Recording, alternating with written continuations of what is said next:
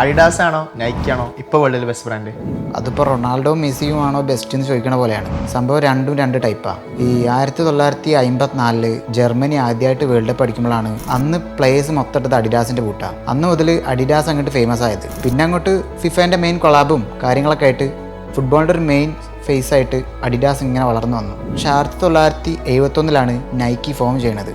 അന്ന് ഫോം ചെയ്ത സമയത്ത് ബാസ്കറ്റ് നൈക്കി ഡൊമിനേറ്റ് ചെയ്തിരിക്കുന്ന സമയമാണ്. പക്ഷെ 90കളുടെ തുടക്കത്തിൽ അതുവരെ ഡൊമിനേറ്റ് ചെയ്ത അഡിഡാസിൻ്റെ കൂടെ ഇടിച്ചു കയറിയതാണ് ഫുട്ബോളിലേക്ക്. വൻ കൊളാബുകൾ അങ്ങ് നടത്തി. ബ്രസീലിൻ്റെ നാഷണൽ ടീമിനെ അങ്ങ് സ്പോൺസർ ചെയ്തു. അപ്പം തന്നെ ഏകദേശം വേൾഡിൽ എല്ലാവർക്കും നൈക്കി ഫെമിലിയർ ആവാൻ തുടങ്ങി. അതിപ്പോൾ ലേറ്റസ്റ്റ് ആയിട്ട് ഇറങ്ങി നോ സ്ക്രിപ്റ്റ് ആഡ് കണ്ടാൽ മനസ്സിലാവും. ഈ യൂട്യൂബിൽ 1 വീക്കിൽ നോ സ്ക്രിപ്റ്റ് ആഡിന് കിട്ടിയത് 66 മില്യൺ വ്യൂസാണ്. അതേസമയം 1 വീക്കിൽ ഇപ്പുറത്ത് 7 മില്യൺ വ്യൂസാണുള്ളത്. അപ്പോൾ തന്നെ നമുക്ക് മനസ്സിലാവും സോഷ്യൽ മീഡിയയിലും ഈ റീച്ചിലും നൈക്കീൻ്റെ ഒരു ഡൊമിനൻസ് നമുക്ക് മനസ്സിലാവും. ഫുട്ബോൾ എവല്യൂഷൻ ആൻഡ് ഒരു പാരമ്പര്യം നോക്കുമ്പോൾ അത് അഡിഡാസ് ആണെങ്കിൽ ഡൊമിനൻസ് ആൻഡ് റീച്ച് നോക്കുമ്പോൾ നമുക്ക് നൈക്കി ആയിരിക്കും ബെസ്റ്റ്.